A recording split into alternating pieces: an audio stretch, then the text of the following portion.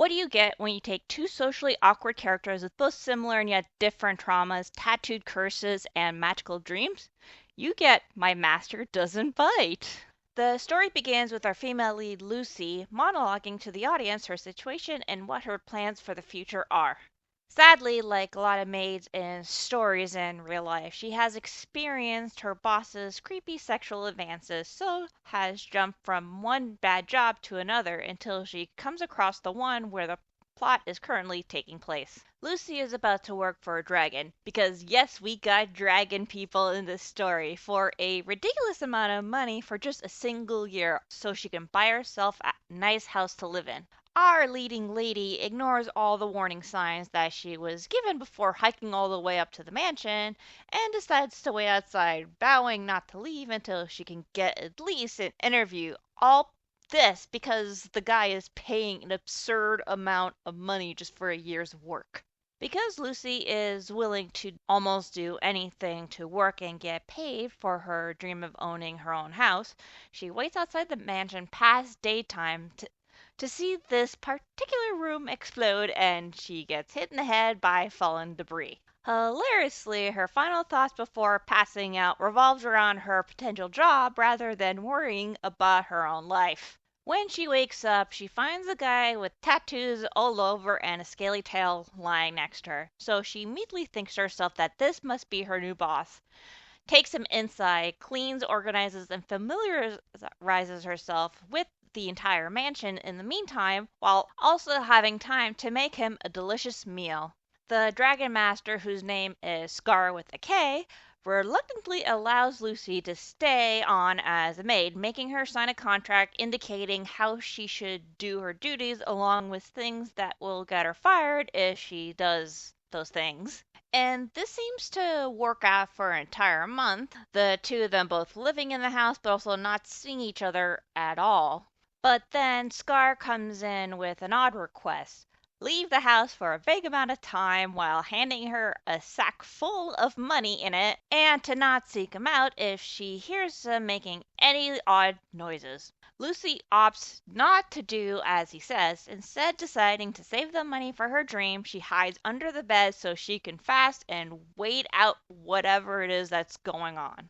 This ends up being a mistake because Lucy hears Scar screaming in his sleep, so she checks it out rather than obeying his request not to do anything if she hears him making a ruckus. So, long story short, she ends up entering his dream when she checks out to see if he is alive after finding him sleeping under rubble, learns his secrets, decides to help him with everything, especially after finding out he can't read human languages, and hasn't gotten anywhere in his current research in breaking said curse tattooed all over him. This leads to both of them taking a trip into the village. They find the book that Scar was looking for, but Lucy makes a few more stops trying to see if there's anything else at all to help with the cursed tattoo. First, they go to a tattoo shop to see if it can be removed or at least be less noticeable. This is when they are pointed towards an herb shop where mages and sorcerers often visit. Hoping to get advice on how to break the curse, they wait by the stall and ask questions about what each item do that's for sale. This is when a small man comes and almost knocks over Lucy to get to the stall. And right off the bat, the shady guy angers Scar, but Lucy pacifies him enough to get the man talking to pump information. When the shady looking man actually takes a good look at the cursed tattoo, he laughs hysterically. He knows who designed the tattoo, but he doesn't want money in exchange for the information. He apparently wants to spend the night with our leading lady. This doesn't at all fly for Scar, rightfully so, but killing a guy probably also wouldn't fly with the authorities, so Lucy again has to pacify him. This snaps him out of it long enough to release the shady man, and this is how their trip into the village ends. And this also ended their interaction in general in the mansion. She decided to avoid him, possibly feeling like she overstepped as a maid. How will they solve all of this, the cursed Scar and their very fragile acquaintanceship? Well, only time can tell. So, obviously, this story isn't like the other typical romance stories, as in how this is so much more intentionally comical than previous stories I've reviewed so far. From my perspective, the story seems to be running on the rule of funny rather than what will make these two individuals fall for each other. I am pretty sure this isn't the first time I've mentioned how much I don't like romances. Well, it's going to be said again. I don't like them, but I also don't hate them either. This kind of really sucks because I prefer stories where the main lead is female. I just prefer if the plot didn't almost completely revolve around the romance. Another annoying trope that I dislike of romance, it's that the other person falls in love at first sight, which I assume means they fall in love because the other person is hot or sexy, whatever that means. So when I do come across a story where neither of the two main leads don't fall for the hot person immediately, will maybe be eventually reluctant to become closer to the other lead, now I can feel like I could get into it. And no, this isn't a rival to love thing, hate to love thing, just doesn't feel organic to me. Not always, anyways. It just doesn't feel like the characters have actually done anything for the payout, which I assume is the falling in love and having the other person be in love with you back. My absolute favorite story on Manta has this kind of more organic development, and it's Mina of the Lamp. When the two first meet each other, Jakar is more focused on completing the mission his brother gave him, while Amina is more annoyed, terrified, and taken aback by everything that she comes across after waking up from the lamp after 800 plus years. Neither Amina or Jakar don't even consider that they have feelings for each other until something external wanting to separate them makes them confront their own feelings as to why neither of them want to be away from the other.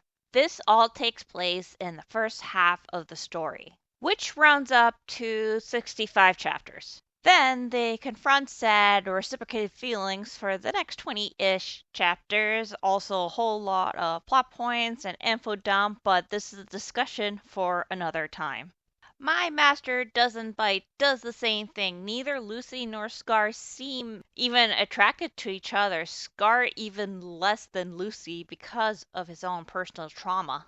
And of course, Scar wouldn't like Lucy at all, especially with how she seemingly looks like the man who tortured him.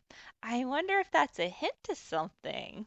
Not only that, but he's had maids try to seduce him in the past. That would make anyone wary of that happening again if it was a continuous thing.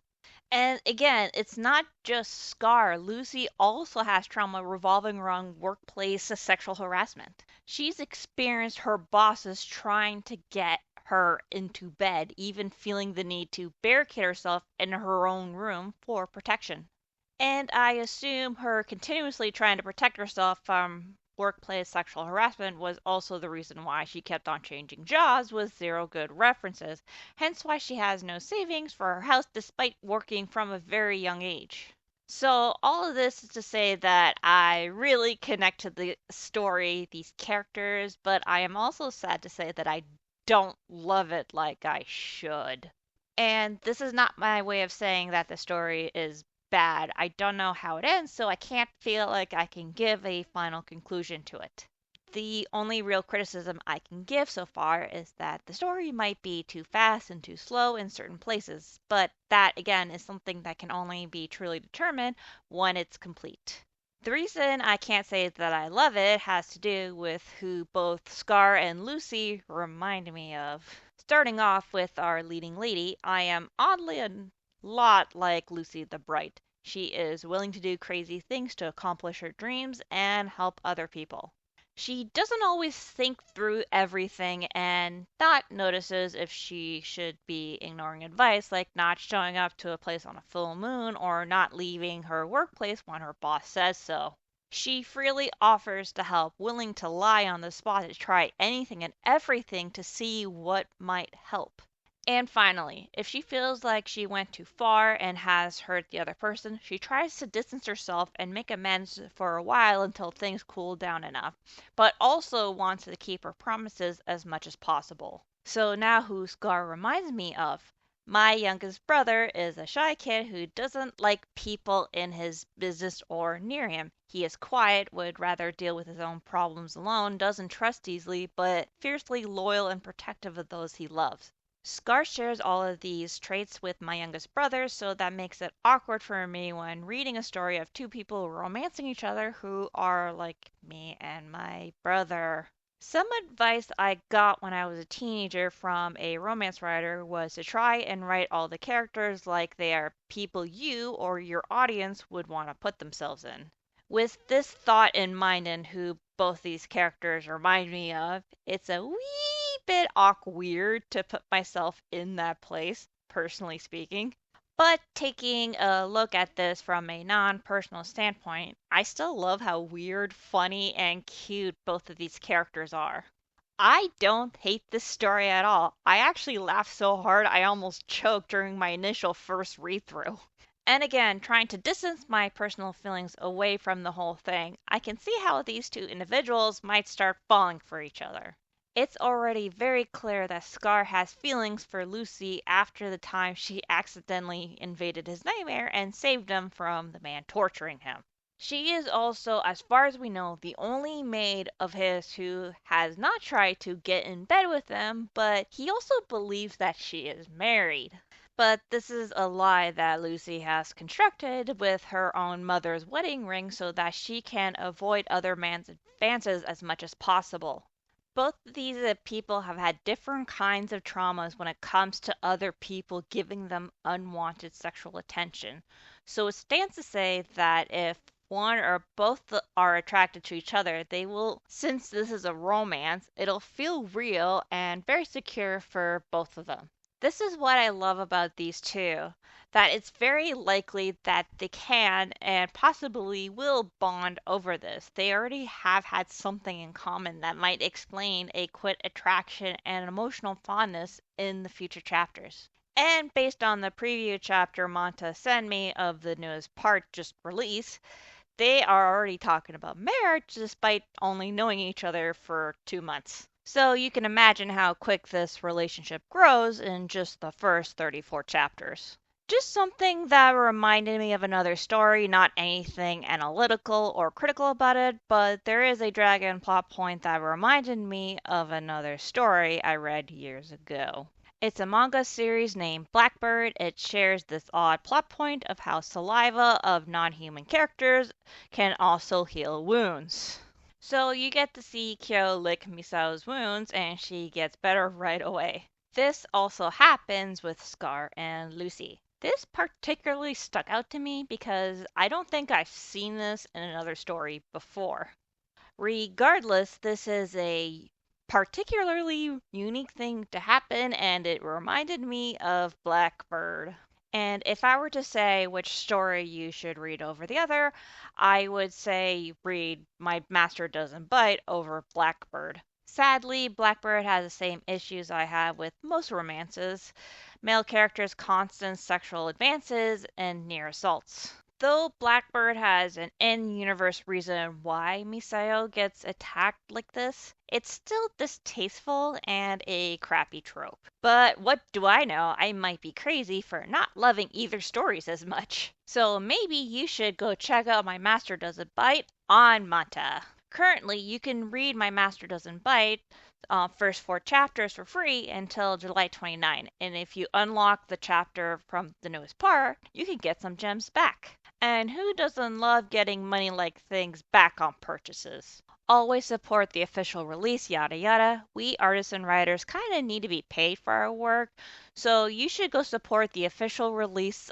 of said artsy thing you enjoy, directly or indirectly. I hope you all have a great rest of your day, and remember, don't bite anyone unless they're into that.